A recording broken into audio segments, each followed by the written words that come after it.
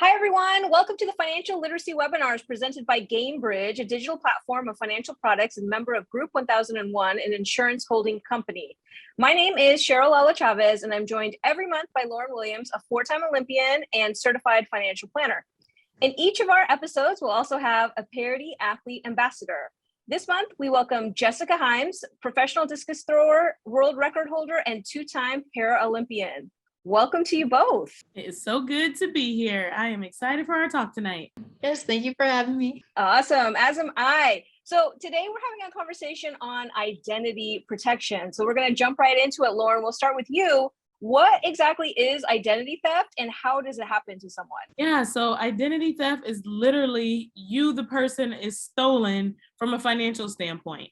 And so when we talk about that, that is like someone using a credit card in your name or cutting a light bill on, something like that, taking out student loan debt. It's generally going to be related to something that is on your credit report. But sometimes there's other things. They could open up a bank account. They could be actually walking around pretending to be you with your driver's license, their picture, your name, and your information. It gets pretty serious. So your identity is being stolen and used by someone else for something probably not positive. Gotcha. So Jessica, as you kind of hear this definition, what comes up for you as an athlete? Have you ever worried about identity theft or has it happened to you? Yeah, I definitely have worried about it. I haven't had any major issues with it, thankfully, but as someone whose career takes her around the world and has to do with a lot of digital mediums, I've come to realize that there are a lot of scams and ways that people can steal your identity and information. So it's something that thankfully has become a little more to the forefront of my brain and has made me research a little more than I had known even a few years prior. Definitely. That makes a lot of sense. So Lauren, who do thieves typically target? So thieves particularly usually target, kind of people that are not very secure. And so what do I mean when I say not very secure? Public Wi-Fi is a place where you should be careful about where you're putting your information. You don't do banking transactions at a Starbucks as an example. And then above and beyond that, it's also, you go out to a fancy restaurant, the waiter's hearing you talking about the new car you just bought or the new $10,000 you just made or whatever. They're like, oh, this is a good credit card. So they run your credit card. They also take those numbers and then you're in a world of hurt when your credit card has all these different charges on it. Wow, that's incredible to hear that those types of things happen just when you're casually eating or going out to dinner or something like that. Yeah, also they go into your mail. So that's another thing, a lot of people are very big on using like shredders to make sure that junk mail and stuff like that is not taken advantage of. But yeah, people will go through your actual mail, learn a lot of information about you, and then call and, like I said, change things over or do things like that as well. Incredible. Jessica, how often are you thinking about kind of monitoring your credit report? Is that something that crosses your mind? Yeah, I have made it a habit to have at least once a month go through all of my statements and pretty much everything I have done that is not just in cash and sometimes even in cash. I started this a few years back. Every time I pay a bill, pay rent, I go online and look at my online banking, what the statements I'll have and monitor all my credit cards that way. And I also have it set up through each of my cards that anytime I pay, even if it's between $1 to $200, I get either a text or an email. And even if it's a little tedious getting a text every time I go grocery shopping or buy a sandwich, I can see that. And I know that if something happens with that card and that information somewhere else in the world, I will get an immediate text and I know right away, okay, something's happening. I didn't use this card and I can call up my bank or the credit card company and get it fixed. I love that, Jessica, because you're right. It is a little bit annoying if your phone's going off all the time, but it also creates some awareness around your finances because every time you swipe, it's like, oh man, I'm spending money again. Oh yeah, that's me. But it's also giving you like this is constantly going off because I'm doing something. And also giving you the protection to be able to say, hey, I didn't do something, what's going on here? And that way you can catch those things. So many people don't look at their statements on a regular basis. And so many people don't have a way to really understand or track and, $4,000 or $5,000 down the road, they could be trying to recover those funds and it can just become a whole nightmare. So that's excellent. Great to hear. Gainbridge has a financial education center on their website. Under Building Financial Capability, you'll be able to find the article we're talking about today on identity protection, including other articles discussing financial literacy. These articles include tips on online banking and setting your calendar for good financial health. Lauren, let's talk about setting your calendar for good financial health. How often should an athlete check their annual credit report and where? Yes. So annual credit report is different than your score. Your credit score is all the rave right now. People are always like, is it going up? Is it going down? I don't have credit. I want to get credit so I can buy a house. The student loans are making my credit, credit, credit, credit. And a lot of people are referring to the number, which is an important thing. But the number is like your grade, like a letter A that you get on a report card. The actual report card writes down all the things that have happened. So-and-so talks in class, or they're doing excellent and they're a leader at school. That's what your credit report is. And so you can go to annualcreditreport.com and get your credit report 3 times a year. So there's TransUnion, Experian, and Equifax, 3 different places that you can go to get your credit report. And I recommend you do Equifax, then 3 or 4 months later, do TransUnion, 3 or 4 months later, do Experian. That way you're covering your bases and you're checking your credit report over the course of the year instead of just one time. And it's free. So like I said, you get one from each company per year, and you kind of get that on a rotating basis, keep things going, and keep your eyes on, is this something I actually bought? Is it saying that I made payments when I didn't? Or is it saying that I didn't make payments when I did, because that's more important? And I actually saw somebody recently on their credit report, they had a $10,000 credit card bill. And it was not their credit card bill at all. And so it turned out to be a pretty big deal. I pointed out to the client, and luckily they were able to get it taken off. And it's good because this person was actually paying the credit card bill. So it was good on their credit, but it wasn't theirs. So those are the things you want to check for. Wow, that's incredible and scary. Jessica, it sounds like you're doing a lot of due diligence when it comes to monthly kind of monitoring things. What's overwhelming for you in terms of, being an athlete and then monitoring things monthly, and then also having to kind of look at an annual credit report, or maybe even more than that? Yeah, one thing that's scary is that there's just so much to learn. I've never been one who was very, I didn't take a lot of classes on finances or anything in the business scheme. And so a lot of the words I would hear, when I first started getting my own debit and credit cards, I just didn't understand a lot of it. And it was scary because there's so many things going on. I'm thinking, okay, I'm just thrown into this adult life with all these financial issues I don't have any clue about. And so narrowing down all of that and just being able to go through an FAQ was just so helpful for me, because there's a lot to learn. And I did not graduate in a degree in finances. So for the lay people around here who are not experts like Lauren, it gets to be overwhelming if you don't know the right resources to go to. It can be. And that's one of the reasons why we continue to do this series, right? Talking about financial literacy, especially for athletes, because it isn't something that everyone excels in. And, Lauren, I don't even know about your background, if this was something that you studied in college, right? So it's hard. Definitely. I see the head shaking. Yeah. Personal finance was not a thing when I was in college, and I was a finance major, but it still wasn't personal finance. It was very much like markets and industry, financial industry, not actual personal finance.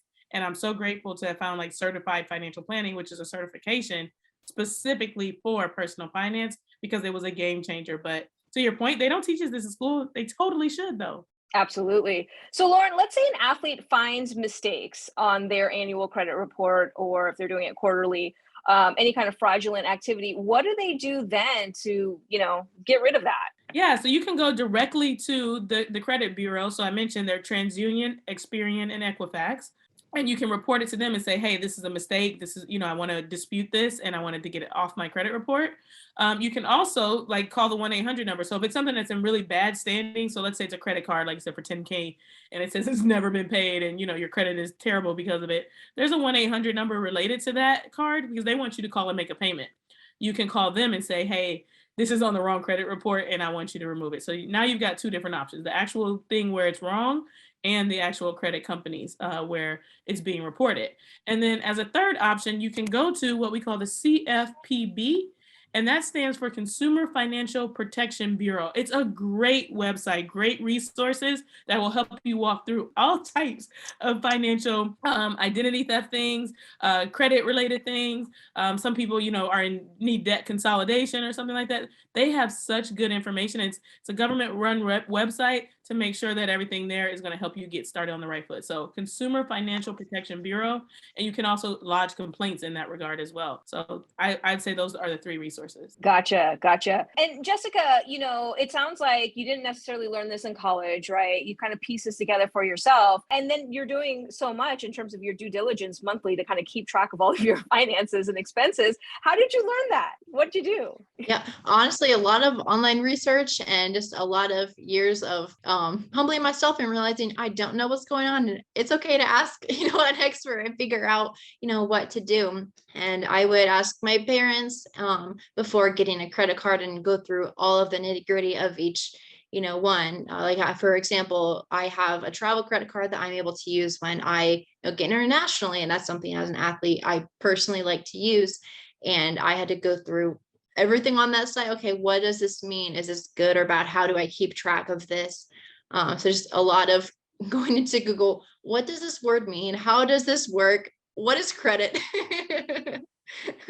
No, you bring up such a good point about the idea of like using resources that are available to you. So absolutely working with a financial professional is kind of, A+ number one idea to go to, but not everybody can hire a financial professional. So what do you need to be doing? Talk to anybody, talk to your friends, talk to your parents, talk to your coworkers, talk to your teammates, you name it. And then good old fashioned Google. Information is everywhere now. We just need to be not afraid to talk about it. So if there's something you don't know, and I think around money, there's so many things that so many of us don't know, but we've always been taught to have a lot of shame and just like be, embarrassed about what we don't know.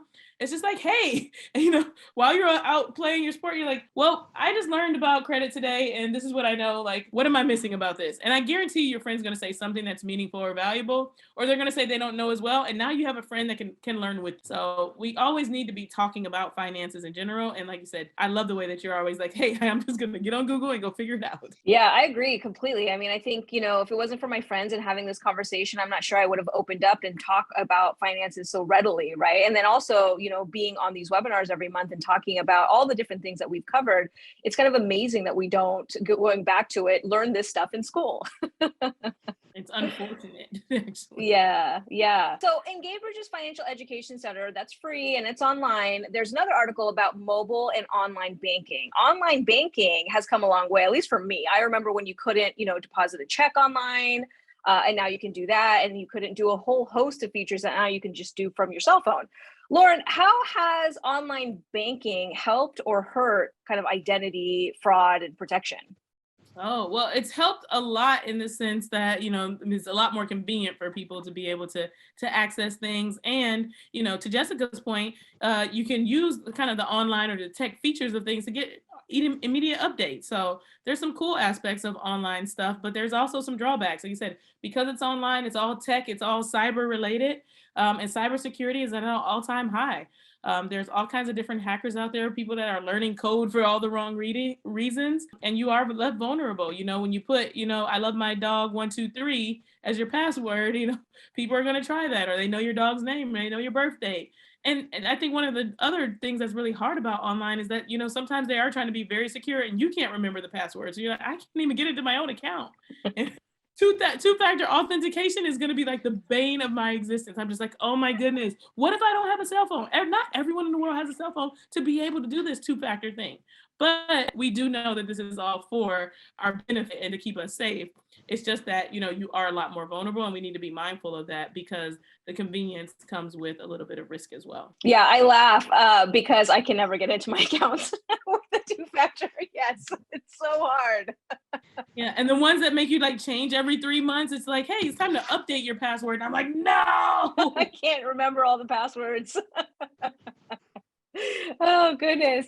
So Jessica, now that we've kind of talked a little bit about identity protection and fraud, how do you think this webinar has helped you as an athlete in the future? Yeah, for one thing, I know I'm not alone with being afraid and confused. And number two, I know that there are resources I can go to learn these things. I know there are people like Lauren who, people can reach out to and learn all this stuff from, but also there are sites where we can go and ask questions and get these answers. There's a lot to learn, but thankfully there are ways that we can streamline that and actually educate ourselves. Yeah, and .gov and .org websites are the ones that are going to be most trustworthy. Google does not mean that it's true. So, it can start you down the right rabbit hole, but like irs.gov is a website. Anything you want to know about taxes, it's there. It's not the most fun looking, it's not pretty colors, but we know we're getting it directly from the horse's mouth in that regard. So. Lauren, what's the best overall advice you can give to an athlete about keeping their identity secure? I would say the biggest piece of advice is to be thinking about that little devil on your shoulder, like where do you see the vulnerabilities as you talk to other people, and make sure that you don't leave yourself vulnerable in that regard. Like you said, it's easy to think, oh, it's just my so-and-so, it's okay if I give them the password. Like they seem cool, but before, it's cool until it's not cool. Everybody, struggles with various different things. So you want to make sure that you're doing what you can to protect your identity, to protect your financial health, and to protect yourself and your overall wellness. So you definitely want to make sure, like, what am I not considering? Or, what would the, like you said, the little devil on my shoulder, even if you're not a bad person, like there's like, if this was to go all wrong, how could it go wrong? And how can I protect myself from it going wrong? If you're constantly asking yourself that question, you'll be on guard and aware of the things that you might be vulnerable for, and you can be in a much better position to deal with it in advance, instead of, having to pivot in the moment because poop is kind of like hit the fan, if you will. Definitely. And Jessica, as an athlete, what's important for you to tell other people just about, in general, financial literacy?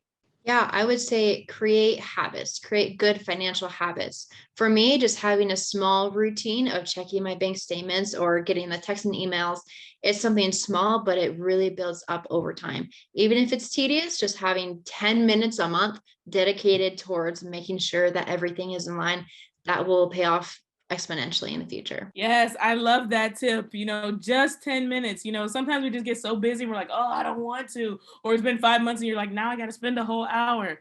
If you just set, like when you're in a doctor's office, when you're, those times where you're usually scrolling through Instagram because you have this like idle time, take a quick scroll through your finances to make sure everything's intact. And it can be just as quick. You can get right back to Instagram pretty much immediately. So yeah, don't let like idle time pass you by without actually taking advantage of some time to be able to do things that are going to be important for you. Awesome. Well, thank you, Lauren and Jessica, for such an engaging conversation on identity protection. I know it's not necessarily a fun topic, but I think we made it fun today. I appreciate both of you joining me this evening. I also want to give a big thank you to our sponsor, Gainbridge, a digital platform providing direct access to trusted financial products and free financial literacy like this webinar, giving your future a boost. Click on the link to find the articles we talked about today, as well as many more resources on financial education and literacy. We will see you next time. Ciao.